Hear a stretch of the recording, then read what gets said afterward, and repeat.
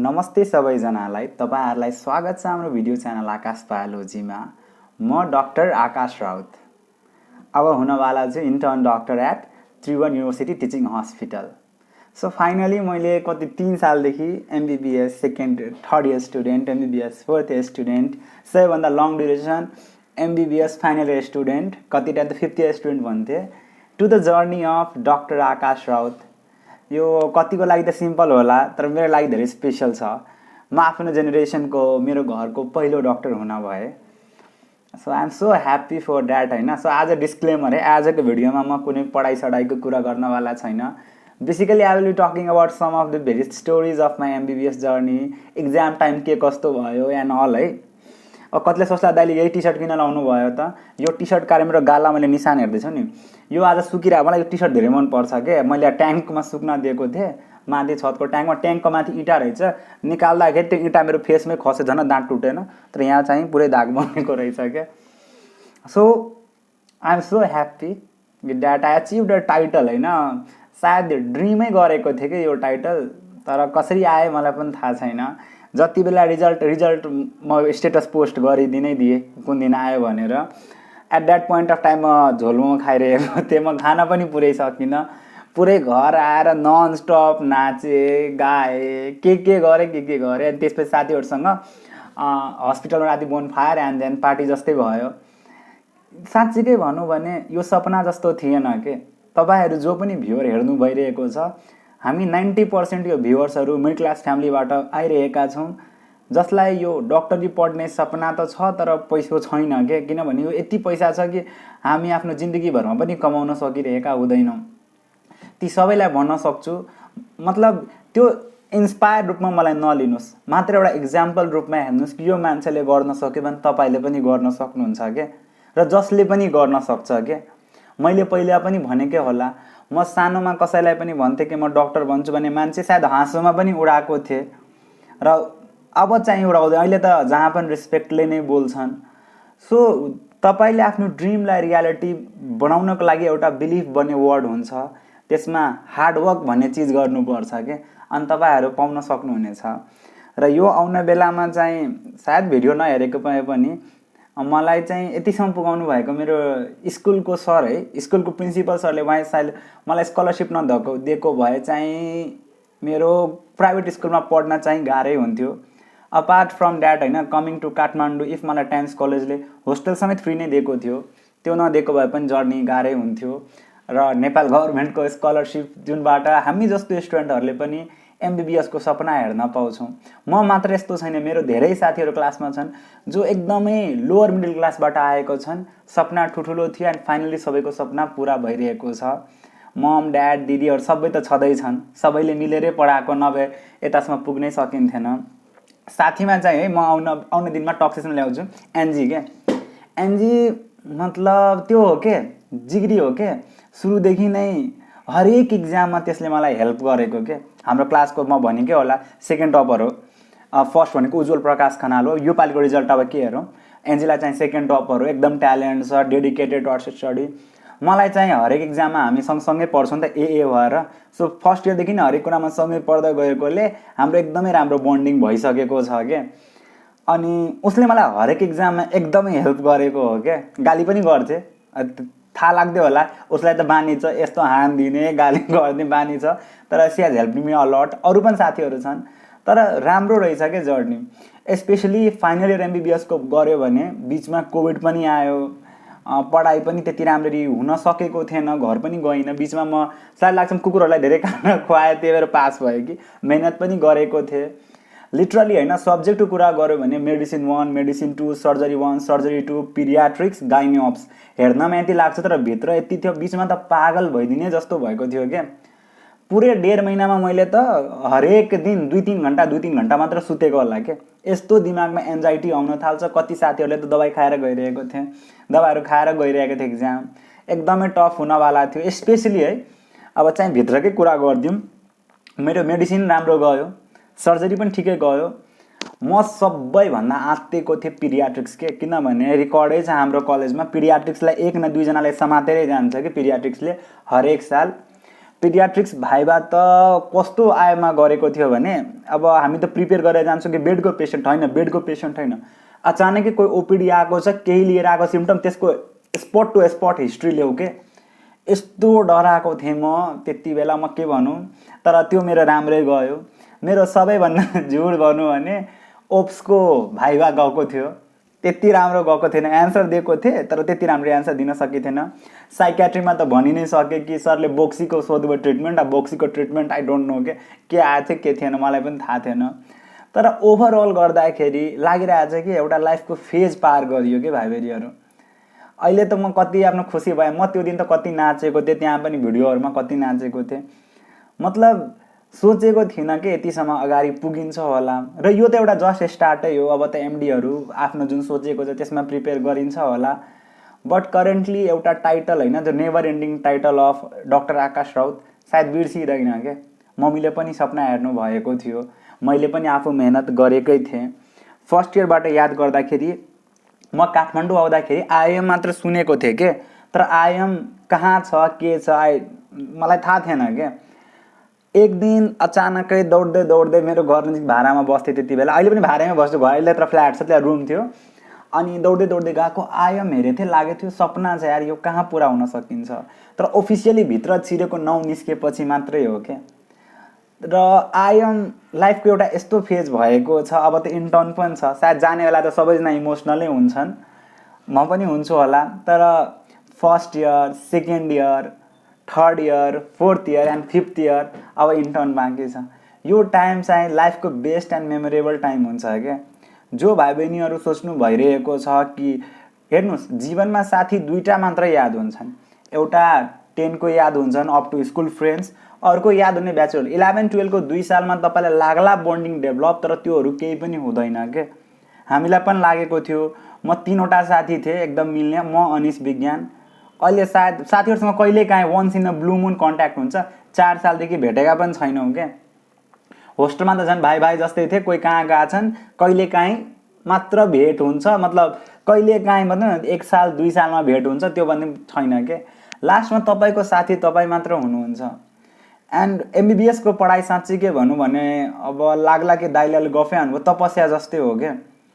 साँच्चीकै यति मोटो मोटो बुक्सहरू पढ्नुपर्छ। फर्स्ट इयरमै जाँदाखेरि जब तपाईँ रोबिन्समा जानुभयो, गाइटनमा जानुभयो, केडी त्रिपाठीमा जानुभयो, त्यो 3वटा विषय भएर एनाटमीको त मैले मुर्स पढेको थिएँ, कोही बिडी पढ्छन्, त्यसमा जानुभयो भने तपाईँ हराउनुहुन्छ क्या। र फाइनली जब क्लिनिकल्समा आएपछि डेभिडसन र बेलिया लभको सर्जरी पिडियाट्रिक गाइनोस पढ्यो भने दिमाग जान्छ कि त्यसपछि न केही न लभ सब याद आउँछ न केही याद आउँछ क्या। किनभने यति बढी बल्क अफ कोर्स छ। सो जो विद्यार्थी सोच्नु भइरहेको छ कि अहिले नाम निकाल्न गाह्रो छ, पढ्न सजिलो, त्यो चाहिँ नगर्नुहोस्। पढ्न पनि गाह्रै छ। म डिमोटिभेट गरेको होइन। तपाईँ कसैको जान बचाउनु गइरहनु भएको छ भने तपाईँले त्यही हिसाबले मेहनत पनि गर्नुपर्छ क्या। र एउटा डेडिकेटेड प्रोफेसन, राम्रो प्रोफेसन पनि छ। And I am literally happy with myself के। लागिरहेछ कि फाइनली गर्न अचिभ होइन, मैले एचिभ केही गरिहालेँ र आउने दिनमा पनि अचिभ गर्नेछु। तपाईँहरूले थाहा छ मैले सेकेन्ड इयरको इक्जाम पछि यो युट्युब स्टार्ट गरेको थिएँ। त्यति बेला चाहिँ मैले अब होइन, त्यति बेला त कसले सोध्छ नि कि यतिसम्म अगाडि जर्नी जान्छ, तर यतिसम्म आइपुग्यो नि, त्यस्तै तपाईँको पढाइको जर्नी हो क्या। आज कोही नेम गएको होला, कोही भाइब्रेन्ट गएको होला, तर तपाईँले अहिले कम स्कोर आए पनि के बुझ्नुहोस् त, हरेकजना यहीँबाट स्टार्ट भएको छ कि। म पनि 38 मार्क्सबाट स्टार्ट भएको थिएँ। अनि हेर्नुहोस् त 93 को जर्नीमा 1 साल लागिहाल्यो। सो कोही अगाडि जान्छन्, कोही पछाडि जान्छन्, तर तपाईँ आफ्नो जर्नी आफै गभर्न गर्नुहुन्छ क्या। यो कसैले पनि गर्न सक्ने होइन, यो तपाईँको जर्नी हो। कोही कहाँबाट आएको छ डजन्ट म्याटर। यही त एउटा इन्ट्रान्स, एउटा फेज हो। धनी गरिब, तल्लो जात माथि जात हरेकजना समान छन् के। र तपाईँ अगाडि बढ्न सक्नुहुन्छ। यो तपाईँको के हो त, यो तपाईँको फ्रिडम कसैले पनि छिन्न सक्दैन। एउटा चिज तपाईँसँग के हुनु पर्यो त, मेहनत हुनु पर्यो। र त्यो तपाईँहरू गर्नुहुन्छ भन्ने मलाई विश्वास छ। मलाई अहिले पनि फाइनल इयरमा है, तर रमाइलो मोमेन्ट्सहरू पनि छ। म एनेस्थेसियामा ब्लगहरू दिएँ, तपाईँहरू हेर्न सक्नुहुन्छ कि मेरो एन्जेलाहरूको ब्लग्सहरू छ। कति रमाइलो ब्लगहरू छ, आविष्कारहरू सबै छन्, अनुजहरू छन्। सो कति राम्रो ब्लगहरू छ, मेमोरिजहरू मैले क्रिएट गरेको छु क्या। एनेस्थेसिया ब्लग इमर्जेन्सीको त गर्न सकिनँ, अनि त्यो रेडियोलोजीमा बच्चाले मेरो मुखमा फाट गरेको। सो एभ्री मोमेन्टहरू याद आउँछ के। साँच्चीकै धेरै नै पढ्या हो त्यति बेला, 12-1 बजे, कहिले त 2 बजेसम्म पढ्यो हो। र एक दिन त 2 बजे राति सुतेर बिहान 4 बजे पनि उठेको। र यो एक दिनको होइन है, यो 1-1.5 महिनाको यो प्रोसेसै यति लम्बा थियो कि रिजल्ट आउनमा अलि ढिलो भयो। तर surprise comes to those who wait के। निकै दिन लाग्यो। हाम्रो कोभिडले गर्दाखेरि एमबिबिएस लामो भयो। त कौन फरक पर्दा नि पछि गएर कसले सोध्ने हो र के सर तपाईँ कति सालमा एमबिबिएस पास गर्नु भयो, कोभिड ब्याच हो कि होइन। अलि दिन लेट भयो, तर आइएम त आफ्नोमा पनि छ नि कि अब भन्न सक्छु नि त कि म आइएमको छु। मैले घमण्ड देखाएको होइन, बट आई लिटरली प्राउड कि म सेन्ट्रल कलेजमा स्कलरसिपमा पढिरहेको छु। अरू पनि सबै सेम छन्, तर म जुन कलेजमा पढ्छु होइन, सबैले आफ्नो कलेज राम्रो भन्छन्, सो म आफ्नो कलेजलाई राम्रो गर्छु। र नेपालमा सायद हरेकजनाको ड्रिमै छ कि आउने यो कलेजमा। त्यही भएर अब हेर्नुहोस्, अब 1 हप्तापछि चाहिँ फाइनली इन्टर्नसिप सुरु हुन्छ। इन्टर्नसिपपछि आइडी कार्ड भन्छ, एउटा त्यो कन्फरेन्स जस्तो हुन्छ, त्यसको पनि म भिडियोहरू हालौँला, सबै साथीहरूसँग भेटौँला। एन्ड अब रेगुलर फर्ममा ब्लग आउनेछ तपाईँहरूलाई कि कसरी मेडिकलमा के गर्नुपर्छ। म आफ्नो एक्सपिरियन्सहरू पनि सुनाउँछु। आउने दिनमा एन्जिलासँग पनि टक सेसन हुनेछ तपाईँहरूले, डक्टर एन्जिलासँग, सरी एन्जिला होइन, डक्टर एन्जिला थापासँग पनि टक सेसन हुनेछ, भाइ बहिनीहरूसँग पनि हुनेछ। म काठमाडौँ आएँ अनि आउने बित्तिकै रिजल्ट आयो and I am so happy के तपाईँहरूलाई बयान गर्न सक्दिनँ कति राम्रो लागिरहेको छ यो फिलिङ। एन्ड म चाहन्छु कि मेरा भाइ बहिनीहरू जतिजना फलो गर्नु भइरहेको छ नि, तपाईँहरू पनि यो फिलिङ ल्याउनु, मतलब आउँछ क्या यो फिलिङ है। किनभने एउटा कमनर पनि आएर अगाडि बढ्न सक्छ, त्यही भएर तपाईँहरू पनि अगाडि बढ्न सक्नुहुन्छ। मेरो मुखमा न कन्स्ट्यान्ट मुखमा चोट लागेको छ, त्यही पनि यहाँ चोट लागेको दुखी पनि रहेछ, बट आइम कन्स्ट्यान्टली लाफिङ के फ्रम इनसाइड। यो ह्याप्पिनेस भित्रबाट आइरहेको छ कि कति राम्रो जर्नी थियो क्या मेरो। टप्सी टर्भी त थियो, मतलब 3rd इयरमा के भन्छ, मलाई त लागिरहेको थियो म फोरेन्सिकमा फेल हुन्छु होला। फोरेन्सिकमा मैले टाइम लिमिट हेरिनँ, मेरो एउटा क्वेसन पनि छुटेको थियो अनि बिग्रेको थियो यार, फोरेन्सिक लास्टै बिग्रेको थियो। चाहे त कि त्यो एमबिबिएसको सबैभन्दा इजी सब्जेक्टमा आउँछ, तर मेरो फोरेन्सिकै बिग्रेको थियो। 2nd year was toughest and final इयरको त कुरै नगरौँ। फाइनल इयरमा त तपाईँलाई पागलै गरिदिन्छ, तर बिचको जर्नी रमाइलो, पोस्टिङ, साथीहरूसँग जाने घुम्ने। अब त हामी झन् ब्याच पिकनिक पनि प्लान गर्दैछौँ, सबैजना ब्याच पिकनिक नाइट स्टे हुने गरी। So there are lots of things to होइन रिभिल के तपाईँहरूलाई। अहिले त अभि त पार्टी सुरु हो यो टाइप हुन्छ, सबैजना काठमाडौँ पनि आउन सकेका छैन। सो जसरी सबैजना काठमाडौँ आउँछन् अनि हामी पुरैजना ग्यादर भएर पिकनिक जान्छ, पिकनिकको पनि भ्लग आउँछ। साँच्चीकै है, मतलब हुन्छ नि सानोदेखिको हेर्छु कि एउटा मैले मतलब हुन्छ नि हामी चारै भाइ बहिनीमा सोचेका थियौँ जे सबै। दाइ सिए भइसक्नु भयो, म डक्टर भइसकेँ, अर्को दिदी सरकारी जागिरे भइसक्नु, अर्को दिदीको एमबिए कम्प्लिट भएर उसको पनि जब हुनवाला छ। सो अगाडि तपाईँहरू आफै बढ्न सक्नुहुन्छ क्या। साथमा धेरै गफ दिन्छ होला, तपाईँहरू लाग्छ होला, तर अब त म एउटा रिस्पेक्टेड प्रोफेसनमा आइसकेँ नि त गफ दिनको लागि। त्यही भएर र आउने दिनमा म त भनि पनि सकेछु, मैले MBBS tuition centre for MBBS student for basic science as well as clinical science from नेपालमा एउटा पनि छैन भनेर आइएमको दाइ दिदीहरू सबै मिलेर हामी लन्च गर्न आँटेछौँ एट अफोर्डेबल प्राइस। किनभने नेपालमा धेरैजनाहरूको ब्याक लाग्दो रहेछ, प्लस कलेजमा पढ्दाखेरि धेरै जसो आइडिया हुँदैन। अब कतिजना भन्छन् दाइ यति गर्नु भइरहेछ यो किन, वाइ नट फ्री है। मलाई एउटा अल्बर्ट आइन्स्टाइनको कुरा आएको छ कि when you are good at something don't provide it for free के। म युट्युब भिडियो प्रोभाइड गरिरहेको छु, तर त्यो कुरामा एमबिबिएसलाई पढाउन इज एकदमै डिफिकल्ट। किनभने आफूलाई पुरै नलेज आएन भने तपाईँ किताब हेर्न सक्नुहुन्छ, आफूलाई जबसम्म नलेज भएन भने तबसम्म पढाउन गाह्रो छ, प्लस टाइम पनि लाग्दो रहेछ। डिजिटली पढाउन लागि डिजिटल बोर्ड पनि किन्नुपर्छ, रिसोर्सेस पनि लाग्दो रहेछ। त्यही भएर कसैलाई मैले किन भनिदिएँ, किनभने अब हुन्छ नि अब बिट अफ एडभर्टाइजमेन्ट पनि भनौँ नि त। अगर म डक्टर नभएको भए आजसम्म लन्च गरेको थिइनँ नि, मलाई कतिजनाले भने दाइ इन्ट्रान्समा पढाउनु या इन्स्टिट्युटहरूले पनि बोलाए। पहिला गएको थिएँ पढाउन भाइब्रेन्टहरूमा, अहिले चाहिँ गएको छैन। किनभने आई वाज अलवेज मतलब होइन ड्रिमिङ कि म केही यस्तो गरौँ होइन जुन नेपालमा मतलब भएको छैन क्या। त्यो एमबिबिएस ट्युसन सेन्टर हो क्या। किनभने एमबिबिएस अब भन्छ एमबिबिएसलाई पनि ट्युसन पढाउने कतिले सोचलान्, जरुरी छ। जो गएका छन्, जसलाई गाह्रो भइरहेछ उसले बल्ल बुझ्छ कि। किनभने म अब पढाइरहेको छु, म फाइनलमा पनि एमबिबिएसलाई ट्युसन पढाएको थिएँ र अहिले पनि चाहिँ पढाइरहेको छु। त्यही भएर भनेको। अब apart from that going on to the topic है, so it's finally doctor Akash अहिले कतिले एप्रन सेप्रन लगाएको छैन, स्टेथहरू लगाएको छैन, यसरी हाँसिरहेको छु, हेर्दा पनि बच्चे जस्तो लाग्छु। यु मे नट बिलिभ होइन, बट आई एम डक्टर के। अब एनएमसी रेजिस्टर्ड बाँकी छ, तर फाइनल इयर पास भएपछि यु आर अ डक्टर। अब एनएमसी रेजिस्ट्रेसन भनेको 6 महिना ड्युटी पुगिसकेपछि हुन्छ, त्यसपछि 2 साल हाम्रो बोन्डिङ हुन्छ। बोन्डिङमा चाहिँ सरकारी तलब पाइन्छ, मेडिकल अधिकृत सर तलब पाइन्छ। बेसिकली म आफ्नो घर नै जानेछु, लाने गएर सायद पोस्टिङ त्यति बेला गर्नेछु, पहिला इन्टर्नसिप कटाइहालोस्। र अब चाहिँ अलि दिन मोज, त्यसपछि मात्र पढाइ के, अलि दिन चाहिँ मोज गरिन्छ, किनभने 5 साल त पढियो नि, अलि दिन त मोज गर्नु पर्यो नि। अनि त्यसपछि तपाईँहरूलाई पनि केही प्रब्लम छ भने feel free to contact me के। म तपाईँहरू के गर्नुहुन्छ, म पेजको मेसेज धेरै हुन्छ कि हेर्न सक्दिनँ।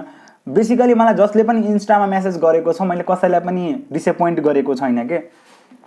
पेजको मेसेज नहेर्न पनि सक्छु, तर अनि अर्को कुरा मलाई होइन कमसेकम 200 भन्दा बढी मेसेज आएको होला कङ्ग्रेचुलेसन्सको, सबैलाई यहीँबाट थ्याङ्क यू।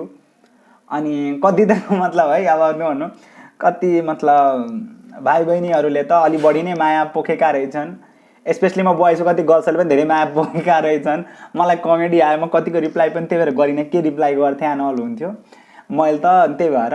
तर रमाइलो लाग्यो, मक्खमा परेको थियो कि त्यति बेला कि यार मतलब कतिजनाले मेसेज गरे, कति राम्रो राम्रो के मेसेज गरे भन्न सकिन्न, तर I was happy at that point of time. मैले कसैको पनि नाम त्यो रिभिल गरिनँ, मैले त्यस्तो मेसेजहरूलाई मतलब पढिसकेँ, लास्टमा डिलिट गरिदिएँ, कसैले पनि फेसबुक नहेरोस्। तर थ्याङ्क यू यति माया गर्नको लागि। फाइन लाग्यो कि यतिजना मलाई माया गर्दो रहेछन् है त।